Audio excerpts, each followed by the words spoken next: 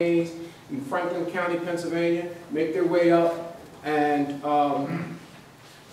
they spend quite a bit of time on their way to Gettysburg. It was a shoe factory in Gettysburg. They wanted to go there to get some shoes. It was near there, and some other things that involved, they were pretty ragged.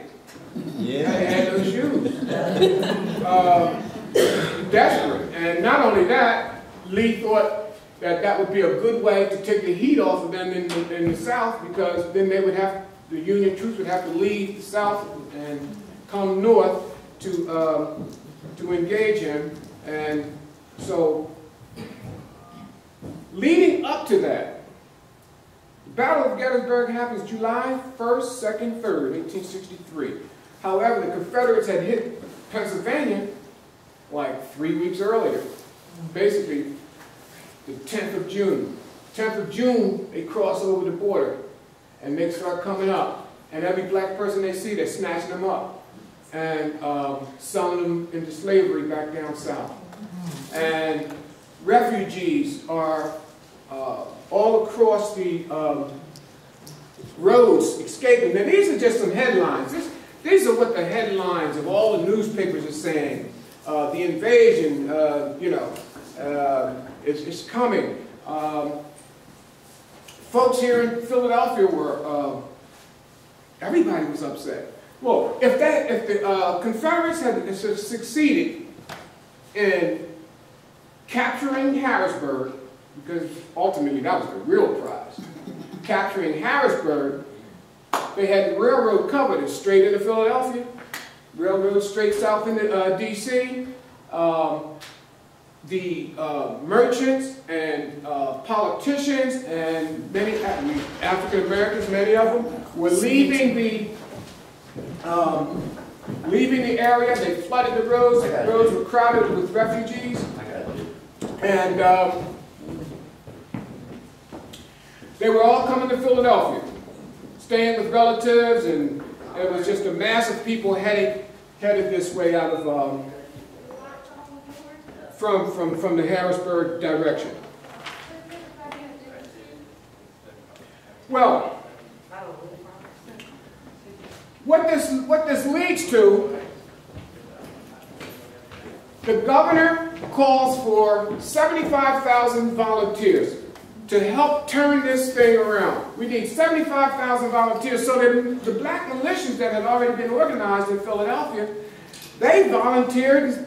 Said, yes, we're going to join this. We're going to join this effort to turn back these rebels. And one of the leaders of that effort was this man, Ebenezer Don Carlos Bassett. He was the principal at a school called the Institution for Colored Youth, which was in South Philly. It was the predecessor for Cheney. In fact, they moved like in 1911. I was at a talk, so, it was a Quaker college, Quaker school initially. So I was at a talk and, a couple of years ago, and this guy, he was a Quaker too. I think anyone's in here a Quaker, that's fine, it's all beautiful. But he mentioned the fact that, yes, ICY was, Institute for Colored Youth, was in South Philadelphia, 11th and Lombard, and yeah, we moved it to Cheney, but I noted that was not anything that the black community liked. That was like removing their Harvard. ICY was like one of the leading educational institutions in black America, and they took it right out of the community and moved it to Cheney, Pennsylvania. That was not a good thing, okay? It's like Woodbury now, they're talking about moving the hospital out of Woodbury. But anyway, Don Carlos Bassett organizes black militias, and it's an interesting thing. Now, there's other black militias being organized elsewhere. I might say something about them. We'll see how this goes, but let's stick with Philly for the moment. Because Don Carlos Bassett put together a set of demands. He said, look, hold on, before we leave, he wanted to know, will we be detained longer than the emergency, because it was going to be, we want people to be here either 90 days or, you know, as soon as we kick these rebels out, then the militia people can go back home. Now here's the situation. To be a militia, to be a member of a militia, indicates normally that you're a citizen. All right? Be citizenship rights. Go away for 2 weeks. It's like the reserves, like being in the reserve. Go away for 2 weeks, come back, that kind of thing. So there's a technicality here, if you can be in the militia, because, you know, that infers or even that you're a citizen, which would, you know, seem you had rights like to vote, testify against white people in court, you know, those kinds of things that, you know, so it became an issue. Anyway, will they be under state authorities? Will they receive because everybody's getting $10, where are they going to get their money? Will they receive their arms? In case anyone is seriously wounded, will he be cared for in case he is killed or disabled? You know, what happens with the family? And then, ultimately, he says, this. If this is okay, then we'll go. All right? And this is what, he wrote this letter to Alexander Henry, June 16, 1863. Tell you the story. I'm in the archives over at the Union League down across from City Hall.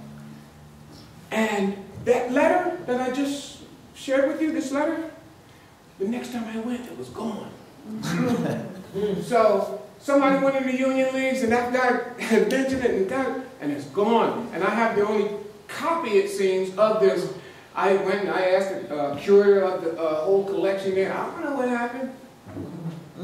I tell you. Anyway, so Mayor Henry, and by the way, we'll talk about him later. Mayor Henry says, now they won't be detained any longer. They'll be commanded by a federal officer. They'll get their $10. The arms and accoutrements will be furnished. And he says, the mayor can give no guarantee if anything happens. But we think that they probably will be taken care of. You see. So you have to imagine this now, because Don Carlos and the militia, they say, okay, it's fine, we will go. And they get on a train and they begin to head towards Harrisburg. You would have to really appreciate the fact that in the meantime, Governor Curtin has received word from the Union Army commander, Darius Couch. I'm not going to have these men enlisted in this militia force. No way at all. Besides, they're getting ready to open up a camp called Camp William Penn, I think. I heard something about that. They're getting ready to, no, we can't, no, this is for, you got to be a citizen to be here.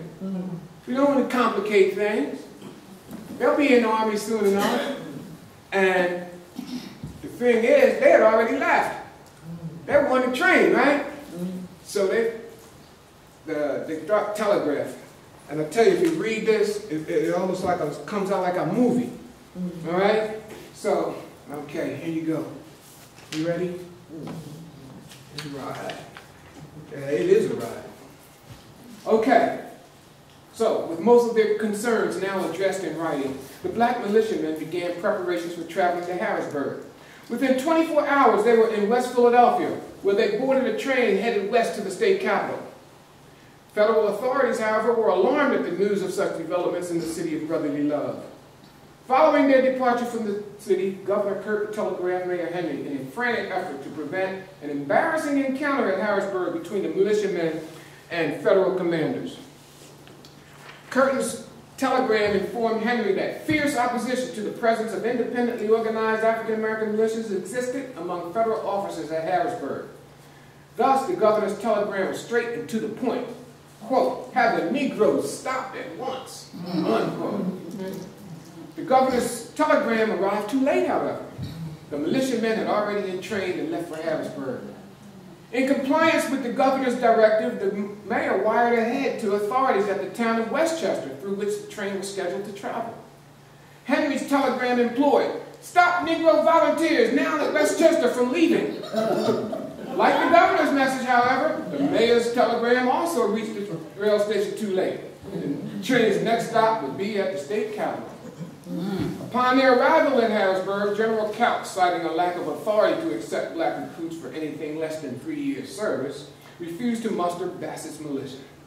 When informed by the governor of this action, Mayor Henry went to extraordinary lengths to have the decision reversed. The mayor pleaded, "Is there not some mistake? I urge their acceptance by you as highly expedient in every view." Curtin responded, "I already sent the colored man back to Philadelphia." Mayor Henry sought an immediate reversal. He wanted to reject this thing because that meant more white men had to go. Seeking the return of these militiamen, he sent another telegram asking if colored volunteers cannot be accepted for the emergency. And mindful of additional African-American volunteers expecting to depart for Harrisburg, he added, "They are awaiting such permission." Perhaps expecting Couch's rebuff to have a negative effect on a soon-to-be-open training camp for black soldiers, Henry's plea continued. If accepted in that way, it is believed a large proportion would permanently enlist. Please answer at once. Curtin's reply was prompt, and it offered no relief. General Couch has already answered. Such troops are not included in his call. The governor also reminded the mayor about the recent appointment of George L. Stearns to the position of recruiting superintendent for black troops. He said, "A commissioner is now in Philadelphia to organize such troops." So Bassett men, they returned to Philadelphia, and a lot of the literature said they came back downtrodden, head all down and everything. But I really, as I was even looking this up, it turns out that they were nonetheless enthusiastic about the opening of Camp William Penn. Very enthusiastic about it. And so they come back, and on June 27th now, remember, Gettysburg, the Battle of Gettysburg takes place on July 1st, 2nd, and 3rd.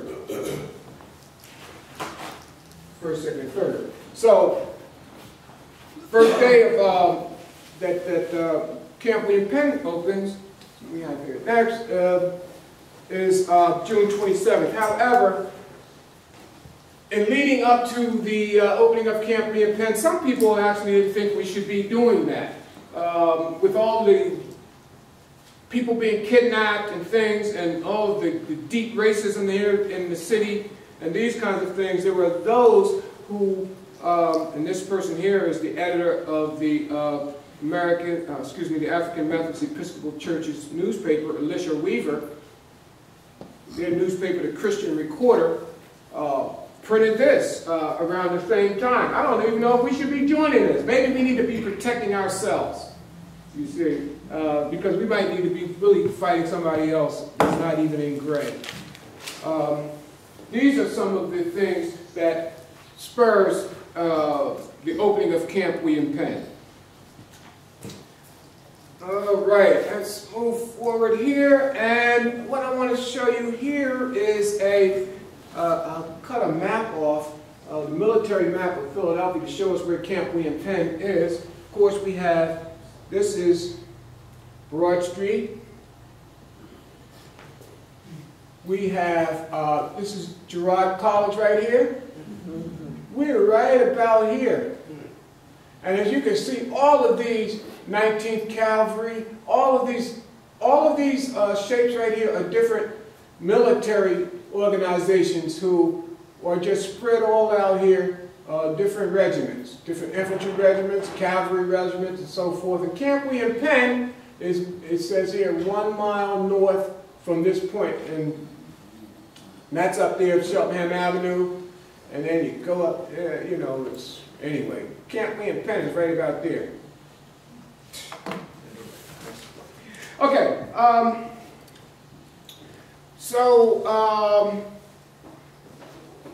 to get an idea of that, let's see, where are we here? And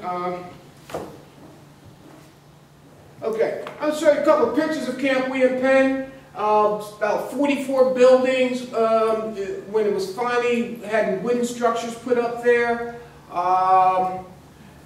There was a school. This was, excuse me. We have the headquarters. We have a school here.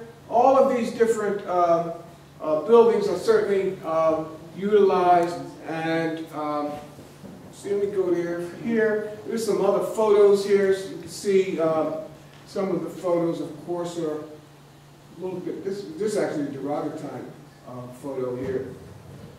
I have another one here. This photo here, many of us have probably seen this before. I think it's what regiment it actually represents has always been a big debate, but it's certainly one of the Camp Penn regiments. And this photo has also been used by pro